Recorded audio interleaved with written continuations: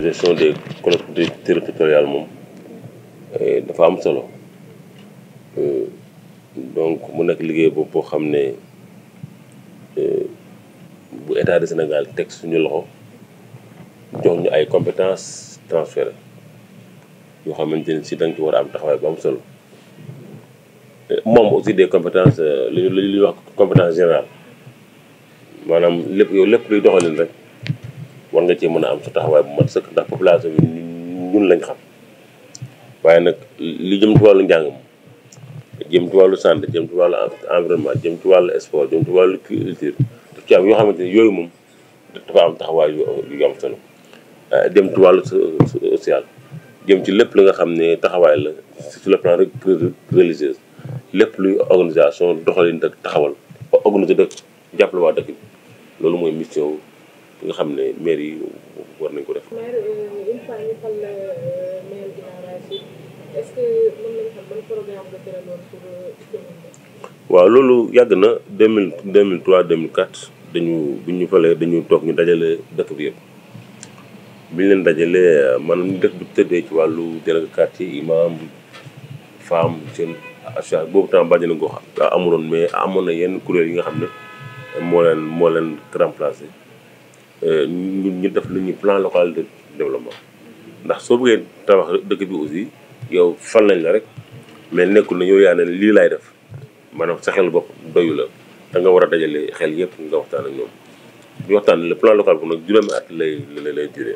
lépp loo xam ne waa dëkk bi bëgg nañ ko ci wàllu infrastructure ci wàllu taxawaay ci wàllu liggéey lépp nee na ñu bëgg nañ nangam ak nangam ak nangam ak nangam loolu nag dafa am ay ateliers yoo xam ne moom la ñuy def am na ci ay points yoo xam sax dañ koy voté maanaam bu fekkee la nga demande ci demande laa te jubóo leen acteurs yi ko composé dañ koy voté mu leen lii mooy priorité donc loolu lañ amoon dafa benn document te moom la ñu liggéey dëkk bi depuis te à chaque 3 ans 4 ans bu su jeexee mandat bu jeexee dañuy defaat beneen même bu la passé defaat nañ beneen plan local de développement. monsieur le maire est-ce que mën nañu wax ci sa bilan depuis bi ñu la falee. waaw bilan bi mën nañ ci wax dëgg yàlla comme ni ma la wax ci compétence transférées yi te li nga xam ne mooy wàllum liggéey yi ñu def yëpp mën naa njëkkee rek ci wàllu njàngale mi mu nekk li nga xam ne ñun bu ñu ñëwee benn école dong lañ fekkoon mooy école Oumar Diadio mais école boobu nekkoon école bu nekk dans des difficultés c'était pas du woon école bu ñu defar bu baax ñu ko doon wooyee école baraak jógoon na naam ci baraak yi sax waaye la ko remplacé aussi du woon c'est des bâtiments vides ñu ko tubaab di wooyee bâtiment yi doy waar loolu donc mais fexe nañ bu wut ay partenaire ba école boobu ñu tabax ko tabax bu am solo mais fekk na aussi école bi 11 classes la am xam nga loolu dépassé na nombre Guinaw Rail ñu tabax la 12e classe de l'école équipé ko extra école bi amuloon sa bunt da ngay ñëw nit ñi xale yi même les moutons ak tout ça ku bëgg a dugg da ngay dugg mais maintenant c'est une école fermée extra bu baax bu am lépp dem na ba école bi léegi nekk centre d'examen ndax ñun bu fi Guinaw Rail Sud mosul nekk sax centre d'examen jamono ñu jël mairie parce que école bi ñu nekkoon amul condition yi tax nit mën a fa toog parce que de sécuritairement il faut xale bi ñu nekk def examen kenn du mën a am accès doo mën a yónnee ci palanteer bi doo mën def benn action pour donc mais loolu yëpp yàlla def nañ ko. li nga xam ne mooy li bourse scolaire dañ ko appui scolaire dañ ko def di subventionner ces écoles là di leen jàppale ci fourniture scolaire di leen jàppale ci lépp lu wàllu éducation. école bi aussi ñu jël li nga xam ne mooy gardiennage bi jël les femmes de charge créé bi ñuy jàngalee sax Guinaw Rail mairie bi moom moo ko jënd mais loolu doyul aussi ñu fexe ba am une 2e école élémentaire fexe ba am benn CM ak Guinaw Rail fexe ba am benn case des tout-petits fexe nañ ak aussi ba am nañ benn centre boo xam ne dafay jouer rôle case des tout-petits donc en matière d'éducation am nañ benn comble boo xam ne def nañ ko pour encadrer vraiment les parents d'élèves de Guinaw Rail encadrer population pour ñu nekk vraiment dans des écoles yu tax ñu mën a jàng ba am solo mais mairie bi leen accompagner bu ñu soxla école sax mairie bi moo ko jënd di leen ko jox. ci wàllu santé aussi la même chose santé aussi soo demee tey ci poste santé bi mbaram ñoo la ko wax ñoom aussi fexe nañ ba jël leen ambulance jox leen ko médicalisé fexe nañ aussi di leen jàppale ci wàllu médicament à hauteur de 4 millions par année. fexe nañ aussi ba lépp luy personnel d'appui ñu jox leen ko di leen jàppale entre poste santé bi ak la maternité. mais aussi gis nañ ne benn poste santé doyul fexe nañ ba am beneen poste santé avec suñu beneen partenaire xam ne tabax nañ ko ñu ngi koy liggéey. poste santé bi aussi gis nañ léegi commencé na am problème ndax ni ñu ko liggéey woon dafa amoon ay difficulté jël nañ ci fonds PACASEN yu 2022 pour tabax beneen poste santé boo xam ne da koy délocaliser indi ko ci place boo xam ne place ba baax lay doon pour que su ëllëgee poste santé boobu ñu mun ko transformer def ko ci wàllu ci wàllu jeunesse aussi boo xoolee la même chose ñu fekkoon subvention aux ASC 600 000 francs léegi nous on donne 700 000 francs ñu encadrer vraiment les ASC encadrement bu am solo. ci wàllu femme aussi organiser na les femmes de Guinaw Rail bi ñu fi ñëw femmes yi amuñu woon sax groupement yi dañu daje dafa àll ba def seen natt def seen tour mais on les a bien non organisé ci groupement union des femmes de Guinaw Rail boo xam ne ñu ngi commencé ci ay 200 000 francs 300 000 francs dans le caisse mais maintenant ils ont des millions tey soo nee femmes tey boo soo ñoom tey lu mooy seen kii nga xam ne bu nga dajale tey au moins am nañ montant yu am solo am nañ seen maison de la femme. am nañ seen unité de transformation c'est-à-dire locale am nañ tout ce qui est matériel ci wàllu environnement aussi boo duggee dëkk di ko gis ñu ngi def ay aménagement parce que cadre de vie il faut que nit ñi Guinaw Rail changer un peu bi nit ñi di nekk ci dortoir xale yi di am fu ñuy foyee mag ñi aussi la même chose donc di mën déplacer wu di def yu bëri bëri. dans le cadre social aussi fexe nañ ba amante dëkk bi jàmm. fexe nañ aussi ba di recevoir nañ di waxtaan ak ñoom fexe nañ di jàppale néew ju doole di leen dimbale dans le cadre parce que tamit dëkk bi ni mu tëddee la dafa am yi nga xamante ni nit ñi dañ koy soxla loolu yëpp vraiment nous sommes en phase avec les populations. au niveau des jeunes aussi la même chose il y a le cadre communal vraiment des jeunes le conseil communal de la jeunesse on les a bien encadrés ñu ngi leen di subventionné les élèves étudiants aussi am nañu benn charge élèves étudiants ñu ngi leen di subventionné chacun à 1 million par an. En tout cas on fait beaucoup de choses quand même parce que tamit comme c'est d'une manière ramassée mënuñu ko def mais quand même mënuñu ko wax nii juste mais quand même loolu daal ci cadre de compétence transfert ci wàllu inondation nous avons beaucoup fait surtout point bu dafa nekk point bu am solo boo xam ne ñu ngi si travaillé bu baax dëkk bi bëroon na ay problème d'inondation mais léegi wax dëgg yàlla macha allah am na beaucoup de changement autour APA bi ñëwee ba di jàppale si loolu mais aussi ñun am nañ point yi nga xam ne dafa nekk ay point de yu am ndox te mu jege canalisation yi dañuy raccordé ces points là xam ne dañ léegi su amee ndox dañ ko jëlee fii dugg canal bi mu mun dem ba nga xam ne dëkk bi moom vraiment ci wàllu inondation ça va très bien. bu baax fii moom sincèrement ñun bi ñu jël mairie bi en 2002 benn poste santé moo fi am boobu ma la wax ak benn école au Amadou tey soo déggee Guinaw Rail lépp lu fi nekk ci luñ fi def mairie bi moo ko def waaw boo demee nga xool le pôle Sobanab la pôle boobu rek soo ñëwee nga xool ko nga xam ne fii nit ñi fi nekk ñu ngi góorgóorlu soo xoolee partout la restructuration vraiment beaucoup de choses Guinaw Rail a beaucoup changé maanaam nekkatul léegi si de dortoir mais ça devient vraiment une ville boo xam ne dans l'avenir d'ici 2 ans 3 ans ku fi dëkk da nga xam ne fii dëkk bi dëkk bu baax la ci loolu ñun loolu mooy suñu objectif.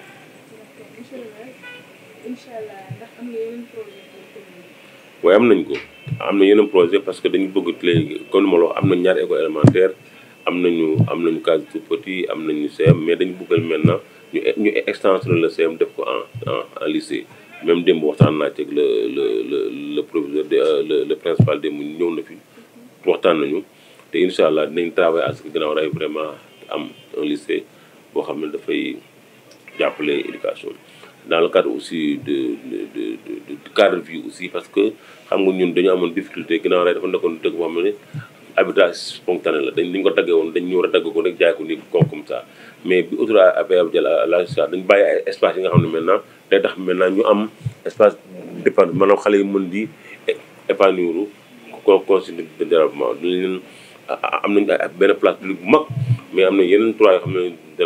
danañ ko def yoo xam ne dina tax xale yi di mën a am vraiment espace bu ñuy kii am nañ aussi benn parcours sportif boo xam ne aussi parce que tam loolu dafa bokk léegi dafa nekk en vogue te fii am nañ fi ay mbër am nañ fi ay sportif ay footballeur xale yi foog ñu am foo xam ne dañ fa dañ fa tenir vraiment sport mu nekk foo xam ne commune bi moo koy def bon wax naa la aussi dans le cadre de la santé aussi dañuy extensionner dañuy tabax beneen poste santé bu bees boo xam ne R+1 plus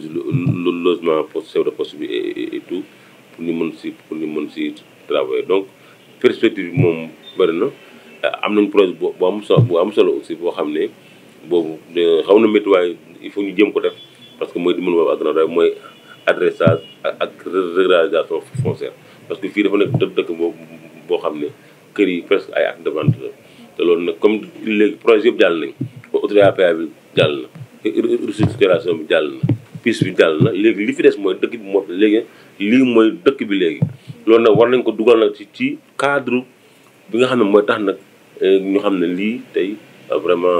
ça devient une ville maanaam fexe bu nga am kayitu kër bu répondre aux normes vraiment de l'environnement bu répondre aux normes de l'urbanisme bi nga xam ne moom la seen Sénégal di demandé donc yooyu yëpp ñu ngi si te dinañ si taxaw boo xam. léegi mën nañ xam ndax projet mairie bi am na budget bu mën a assuré wala da ngay soxla ay partenaires. waaw xam nga mairie bi moom am na son budget lu ci bëri ci budget mairie bi lay demee mais am nañu ay projet aussi parce que aussi xam nga ñun am nañu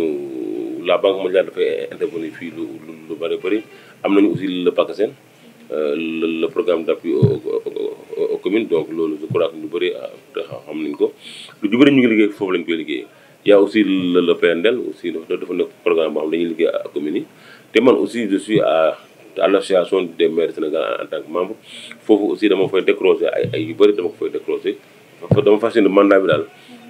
ma taxawaat xam naa taxawoon nañu mais dinaa gën a taxaw ci wuti ay partenaires yu am solo pour que li ñu dese ci wàllu infrastructure ci wàllu liggéey man maa ci taxawal sama bopp di dem toog vraiment ba décrocher yenn yi nga xam ne mën na yeggale liggéey ak bel bi nga xam ne waata taataan tamit quoi qu'on dise ñu ngi ñuy encadré dañuy jàppale parce que le bureau économique local là dafa am solo vraiment ci ginnaaw day mais dinañ gën a taxaw aussi vraiment ci jeunes yi nag ci formation yi loolu bokk na suñu projet bëgg nañ au moins 300 à 400 jeunes chaque année ñun ñu formé leen am nañ sax benn programme boo xam ne un jeune un PME de ko xale yi foog ñu dimbali leen fii dafa nekk dëkk boo xam ne xale yi métiers yi dafa bokk ci li ñu gën a soxla donc am nañ ay formation yu unité yoo xam ne ci métiers yi bëri yoo xam ne pour les aider jeunes filles aussi la même chose fi la boo demee ci centre ba nga xam ne l'AMB mu ngi noonu toog am na ay formation yoo xam ne ñu ngi ko fay def ci restauration coiffure tailleur et lépp couture quoi donc ma nga fa yooyu yëpp dañ koy pérenniser parce que tamit ne dëkk bi comme infrastructure yi ñu soxla def nañ ko maanaam éducation on a réussi santé nous avons réussi maintenant ce qui reste maintenant ak yeneen infrastructure yi environnement ñu ngi li des na mooy jàppale waa dëkk bi nag maanaam dimbale xale yi dimbale jigéen ñi dimbale mag ñi fexe ba ñoom seen nekkin gën a ñoŋ parce que mënuñu koon def bu baax a baax pourquoi parce que lañ doon am dafa am fu mu waroon dugg. Nioro Sud dafa nekk dëkk boo xam ne dafa amoon tuuti nag jafe-jafe ci jamono boobu mais fexe nañ ba ñun ci suñu taxawaay ñu tabax un commissariat de police wala bëriwul ci communes yi ko am commissariat yi ni benn commune day nekk bi mu paralysé ay 3 à 4 communes mais ñun presque boo xoolee ci départ ci arrondissement de Dagoudane à part police Pikine nga xam ne moo fi nekkoon mu nekk police d'arrondissement ñun ñoo fi njëkk a am commissariat fii ci Dagoudane pourquoi parce que bu dama nekkoon argé au niveau de la ville ma reyande foofu ba ñu jàppale ma ba indi ma ko fi ñu tabaxal ma ko donc police boobu bu ñu ñëwee léegi mu ngi def liggéey bu am solo di encadrer population mais aussi dans les quartiers aussi ñun am nañu ay organisation de jeunes yi travaillent ci association yi ak ci comité de vigilance yi di jàppale le commissariat di wax ak ñoom ba nga xamante ne si yenn insécurité moom wàññi ko na bu baax a baax. mais même dans le cadre de la sécurité aussi ma complété donc parce que aussi xam nga lampe lumière daf ci bokk loolu aussi vraiment am nañ ci ay projets yu am solo yoo xam ne vraiment commune bi daaw même dans le cadre de PACASEN presque def nañ ci lu am solo même ren aussi dinañ gën a yokkaat ba nga xam ne vraiment lumière bi dina gën a yaatu te dina gën a parce que loolu moom moo gën a dimbali nit ñi ci sécuritairement mais li nga xam ne nag mooy wàllu comme ni nga wax le partenariat bi ak ni population yi je crois que ñun dañuy kon ñun li ñu may chance loolu la nous sommes un groupe homogène équipe la boo xam ne ñun ñëpp dañoo ànd bokk ndey bokk bàyyi te noonu ñu àndee nag noonu lañu ànd ak les populations ndax kenn ku ne ñu àndal ku ne da nga am fi nga dëkk fa nga dëkk dafa am relation yoo fa amal nag say nit ñun loolu lañu boole téye ko mu nekk suñu équipe on a des relations avec les ASC amuñu benn ASC benn problème parce que ñooñu xam nañ ñun ñu ngi jàppale ASC on a des relations avec les femmes on a des relations avec les délégués de quartier d'ailleurs dans l'invité fan yi je crois que c'est la première fois au Sénégal ngay dégg une commune un maire boo xam ne dafa jël suuf délibéré ko jox ko délégués yi jël xaalis ci projet tabaxal leen ko équiper leen ko jox leen ko clé à main loolu incha allah le 23 nañ jox kër goo xam ne maire moo ko tabax mu nekk la maison des délégués de quartier donc loolu aussi moo femmes yi aussi loolu la ñu defal dafa leen seen maison de la femme dafa leen benn kër goo xam ne aussi unité de transformation céréale locale la loolu tam moo am ci conseil communal de la jeunesse moo am maanaam ci dëkk bi yëpp de la plan social boo gisee association des imams aussi lëkkale nañ leen dafa leen boo xamante ne si nañ mun liggéey ñoom am na benn bis boo xam ne ci gannaaw raay ci koor bi bis uniquement bis boobu bisu alxuraan la bisu daara la bisu diine la chaque année dafay am ñëppay ñëw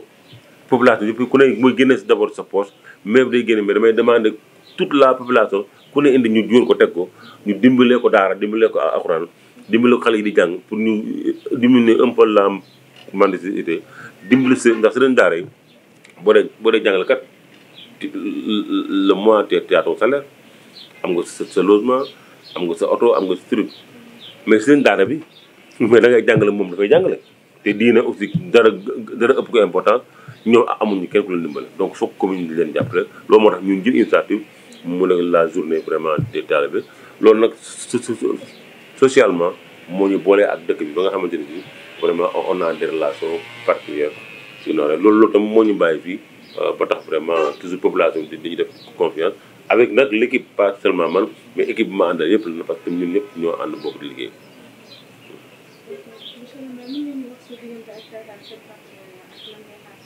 waaw Tataan moom wax dëgg yàlla partenariat bu am solo laa xamante ñoom yàlla bi ma booleeg ñoom léegi mu mat 5 ans depuis sama début mandat pour 2014 bi ñu passé ba léegi ñu ngi liggéey na ñoom d'ailleurs tout ce qui est formation du conseil municipal ñoom ñooy jàppale les conseils de quartier yi nga xam ne moom parce que ñun aussi nit ñi loolu la ñuy liggéeyee dañoo am ay conseils de quartier yoo xam ne moom mooy jàppale les délégués de quartier conseil de quartier yooyu foofu tout ce qui est formation Tataan moom moo ñu ko développé tout ce qui est en tout cas tout ce qui est formation ak développement dëkk bi dañ ci jàpp bi ci gën a am solo mooy le BELA le bureau économique local ak les jurés yi nga xam ne ba bëgg dem def nañ 11 jurés yoo xam ne fii la ñu leen indi ñu nekk pendant 6 mois formé leen mu nekk des jeunes développeurs yi nga xam ne ñoom kenn mën na déglu kenn kese mën na li muy wax rek mën na yore dëkk te lii ay formation donc te Tataan vraiment on a des relations ñoom tey jaxagul am nañ d'autres choses à faire parce que ñu ngi war a dem ci cadre benn journée de l'emploi buñ bëggoon wax defal benn programme mais comme dafa jiwoon les élections boo fi nekkee di wax ak emploi des jeunes nangam ñu yaakaar ne yow da nga bëgg a def politique moo tax moom mujj ko si sursoir mais une fois vraiment bu ñu faloo ba parewaat incha allah dinañu liggéey ak Tataan ci travail uniquement ci l'emploi des jeunes mooy li nga xam ne mooy suñu 5 ans yi ñu dem si neex yàlla